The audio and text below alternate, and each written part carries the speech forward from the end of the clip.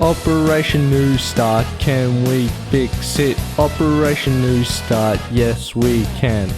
Jenk, Ben and Cooper, Lauren, 2, Amy, Indy, Tia, Ed, Darcy, that's the crew. But Brendan and Jane, all having fun, working together to get the job done. Operation Newstart, can we fix it? Operation Newstart, yes we can. Time to get busy, such a lot to do. Helping others out, now we need your help too. Brendan and the gang make their way around, helping those in need till the sun goes down.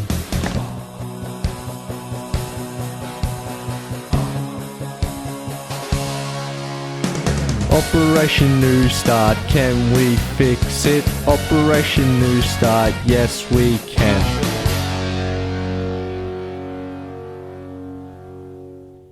Hello, today we want to share with you our documentary called Think Global, Act Local. This documentary is about 3 issues in our community that we want to fix. One of them is youth homelessness, the other is sustainability, and the other is Indigenous issues. Please watch our documentary and we hope you enjoy it. Thanks. There are about 23,000 people who are homeless in Victoria. These include people who are living on the streets and as well as many others without a stable and safe place to live, such as couch surfing. Some of the reasons for homelessness are family disagreements, finance problems, health problems, and schooling funds. With these issues, people can become homeless, but Front Yard Youth Services can help. Front Yard offer many services like free health service, youth law, and give sustainable housing. I'm Tia from Operation Newstart, and this is Belinda from Front Yard Youth Services. Would you like to explain what Front Yard Youth Services do? Yeah, so Front Yard Youth Services is one of the main youth services in Victoria. We work with young people who are either homeless or at risk of becoming homeless. Do you work with a certain age group or with everyone? We focus on 12 to 25 year olds, but we always say, if you're in need and you fall out of that age range, please make contact and we can put you in touch with the most appropriate service. What's your main goal with anyone that comes in who is homeless or about to become homeless?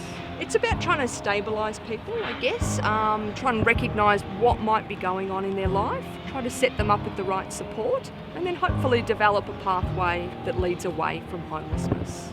Do you get many people that have to come in more than once if they have had help? We do have lots of people who have to come in several times, so we do see some people on many occasions, and for others it might just be once or twice they have to come in. Do you see many people on the streets that you ask to come with you to go back to youth services, or do you just let them be? No, we don't just let them be. So some of the work we do is outreach. So you've got to get out of sort of the service and let people know that you exist. You can't just presume that everyone knows where to get assistance from. So yes, we do get out into the community and let people know where they can get help from. How do you advertise Front Yard Youth Services so to let people know that you are out there?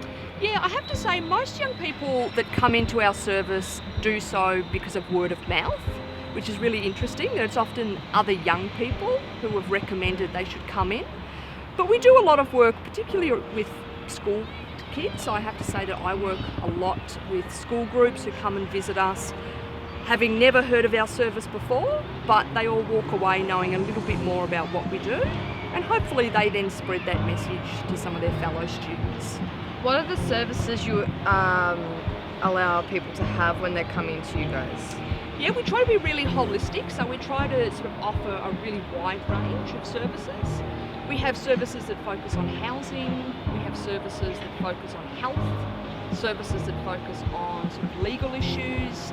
We have lots of services that have a big focus on education and training and trying to get people back into schooling if they've fallen out. So we try to be really holistic and focus on the whole person. Do you let them just wander in and ask for it, or do you have to ask them questions and make sure that they're not just here to get a free lawyer or they actually need someone? It's probably a little bit of both, to be honest. We are drop-in, so we encourage people to just come in, when they need assistance. But when someone does come in, we don't just simply, if they say they want to see a lawyer, we'll actually sit down with them and have a bit of a chat about their circumstances to see if there's other stuff we might be able to help them with. Ceres is a sustainable environmental centre bringing community and more resourceful ways of living together. They address environmental issues by doing things such as reusing past waste products, growing organic food and other things that are better for the environment. We went to Ceres and met Ian, who took us on a tour of the property and told us all about the history. He also spoke about things that locals can do. If you don't know what Ceres is, it's a centre for education and research and environmental strategies. They're educating everyone strategies of how to keep the local area and even beyond the local area so globally sustainable. One of them we came up with is when you go to Woolies, you can buy those green bags instead of the plastic bags, because plastic bags are a real threat to the environment because they take a while to deteriorate and it's easy for them to travel to the water. Interesting fact about Ceres is that we learnt that what it used to be was a rubbish dump. And Ceres also been talking about energy use and sustainable energy.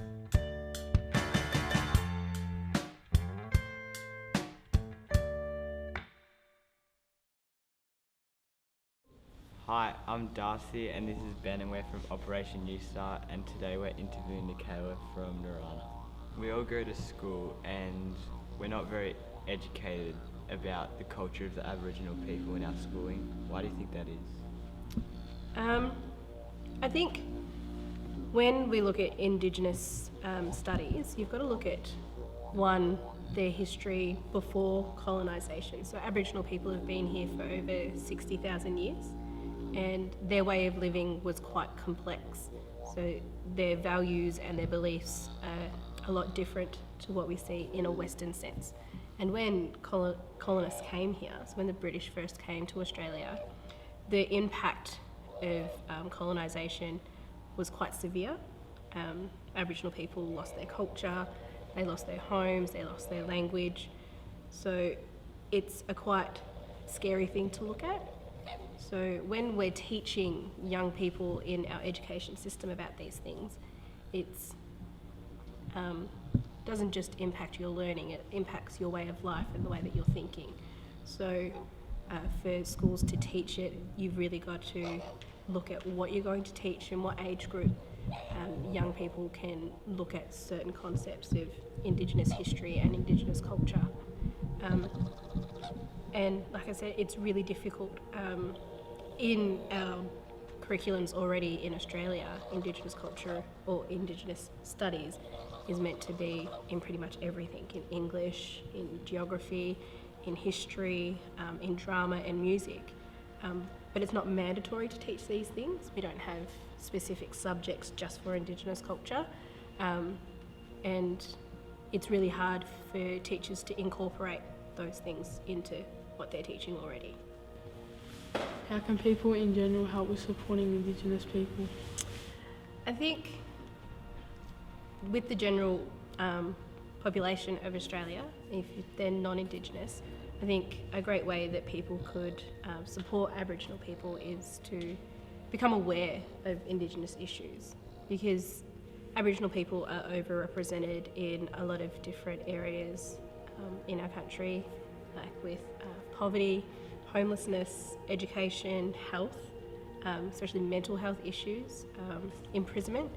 If people become more aware of these issues, then I think people would want to support. Yeah. How do you think we as young people can promote the education and awareness of the Indigenous culture? Well, I think it's important that young people get involved in promoting the awareness for these things, because young people are our future. Yeah. And going through your teenage years and then going into adulthood, to then take that awareness that you have and give it back to younger kids is so important, because sometimes they either grow up in places where they're a bit sheltered and they don't know about these things, and I think we've still got a bit of a ways to go until it's aware to everyone. So for young people to get involved in like community projects, volunteering time, and just going out and just being around community services is one way to help promote that for young kids. Yeah. What are you trying to achieve at Narana? Narana has been here for just over 20 years, and its original message, or the way that they wanted to do things, was about bringing in community. So in the Geelong area we have Aboriginal people from all over Australia, and people were feeling a bit, disconnected from one another in Aboriginal culture. We're very community based, we're very family based, and we like to be connected to other Aboriginal people. So they felt that there was a need for that. So the centre was built around that concept. Yeah. And over time it's changed. We now have a retail stall, we have a cafe, and we now have our educational centre. Yeah. What types of groups does Narana represent? So Narana is run by the Aboriginal and Torres Strait Islander Congress that sits under the Uniting Church.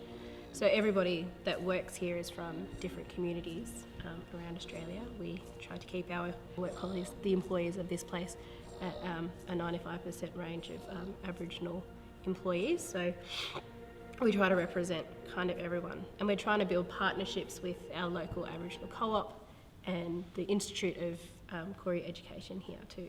Thanks heaps for your time today. No problem. Thanks, guys.